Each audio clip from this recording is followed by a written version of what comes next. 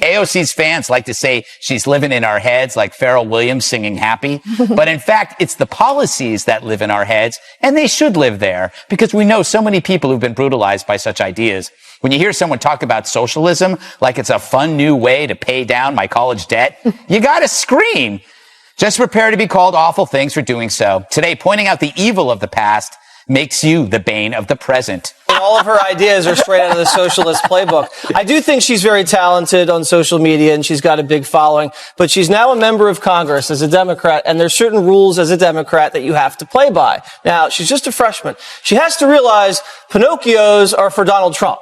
She can't be so sloppy. She's getting fact-checked all the time by the Washington Post. Greg Gutfeld didn't hold back in his latest segment, launching a blistering critique of Alexandria Ocasio-Cortez, taking aim at rumors of her 2028 presidential ambitions. Gutfeld branded the idea a looming disaster for the Democrats. In the Lower East Side, monologue, happy with the status her image quo. with surgical precision. It wasn't just commentary, it was a takedown. For those who appreciate unfiltered political analysis, this one was sharp, direct, and unapologetically brutal.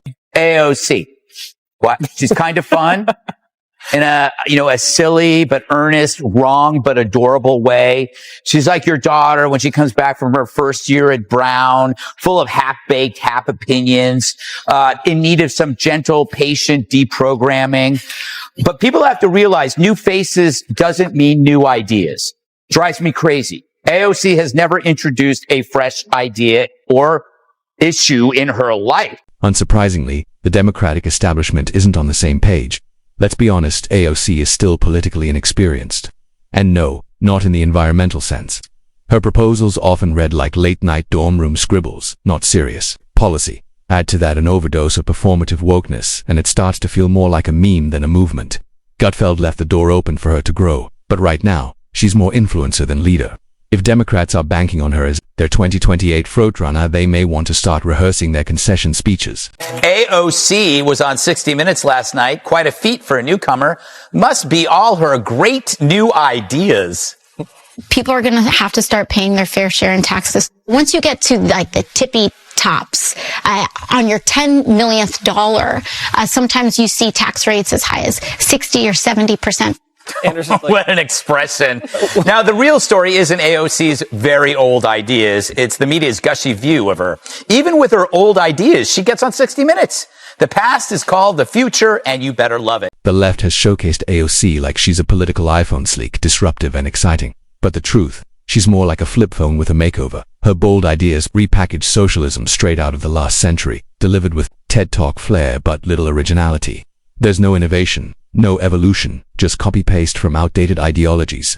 If this is what passes for the future of progressive politics, don't be surprised if Blockbuster makes a comeback too. AOC's delightful dancing video from last week. The media created a fake story that conservatives attacked her over this delightful trifle. Not really. In fact, the only stories written about the dance were by liberals using it to falsely smear the right. So the press creates a shield around her in which any criticism must be due to sexism or bigotry, when in fact it's in their heads and not ours. Mainstream media has turned into AOC's personal PR machine. Any critique is reflexively labeled sexist or misogynistic regardless of merit. Say she's inexperienced. That's sexism. Question her policies. Misogyny. It's not journalism, it's narrative management. Genuine debate has been replaced with outrage deflection.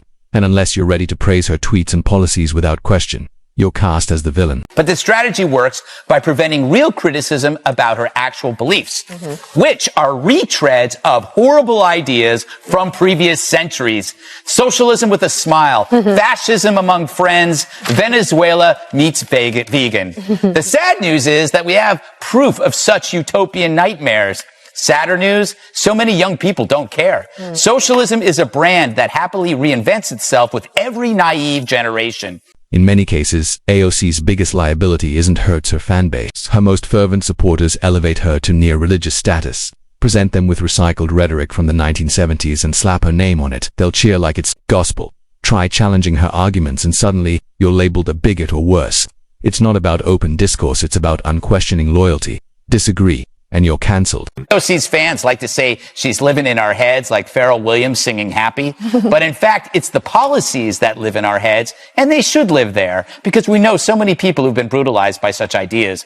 When you hear someone talk about socialism like it's a fun new way to pay down my college debt, you gotta scream. Just prepare to be called awful things for doing so. Today, pointing out the evil of the past makes you the bane of the present. AOC's grasp on facts is often tenuous at best. Her statements, particularly on complex issues like economics or climate change, sometimes seem pulled from a late-night internet quiz rather than legitimate research. The urgency to appear bold frequently overrides accuracy, and when she's challenged, criticism gets recast as personal attack. Passion is commendable, but when it replaces facts, you're not leading a movement.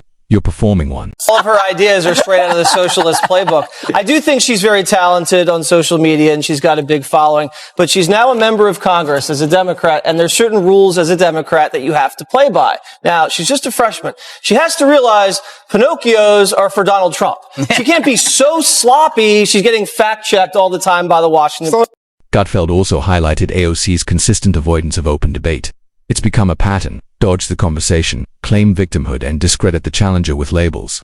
Ben Shapiro and Candace Owens both extended debate invitations, neither got a response. If your policies can't withstand 30 minutes of scrutiny, maybe they're not policies worth defending. Well, the thing is, what if a woman had challenged her to a debate? So she's actually being the sexist. I think Candace Owens did. Oh, really? Now there you go. She has, like, because doubled the money. So to answer your other question, she had to cloak her weak ideas in the armor of a smear, because she's learned as a leftist, the best thing you can do is smear somebody if you don't have an argument. And the smears actually work. Nobody wants to be called sexist or racist. AOC, according to Ma, makes Kamala Harris look prepared, and that's not a high bar.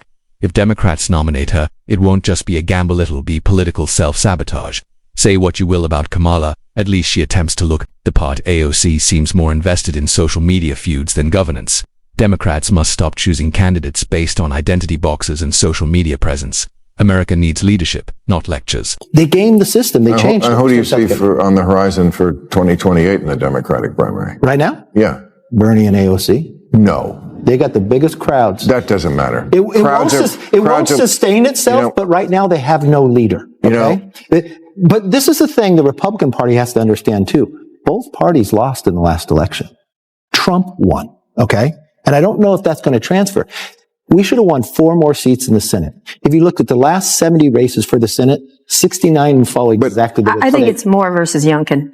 That's where I see it. Youngkin would be. Youngkin it's is going to go back to adjacent, and then Vance and Jr. will fight it out for that crowd. You're AOC and Bernie, and who's at the top of the ticket? They're going to lead right now. Who's at the top of that ticket, Kevin? Because if it's not Bernie, he's going to be vice president and then wait his turn. No, it would be. Don Lemon and others may confuse AOC's online popularity for political viability, but rallies and retweets don't win elections. Ask Kamala Harris. She had the hype, the money, the media love. None of it translated into actual support. AOC might dominate on college campuses and Twitter feeds, but real-world voters are tougher to impress. Until she proves she can win over more than just the activist base, the buzz remains just that buzz. People love AOC. People love Jasmine Crockett. People love Eric Swalwell and the like. And I think that the Democratic Party should put the people out there who the people want. They should put the politicians out there who the people want, who they're asking for, who are meeting the moment with the same energy that they're not asking for AOC. Yes, they are. The people you party with No. The people I party with don't like AOC. Oh, please. No, they don't at all. Well, most people don't. But she's AOC, very far left. AOC may be the poster child of modern progressive hype, but hype doesn't equal leadership. Her ideas are warmed over socialism. Her command of facts is questionable. Her unwillingness to engage in real debates signals a fear of challenge. Loud support doesn't mean broad appeal. As commentators like Gutfeld and Ma suggest, if the Democrats are serious about 2028, they need more than performance and identity politics. They need a leader. Because if AOC is their best bet, the red wave could easily turn into a tsunami.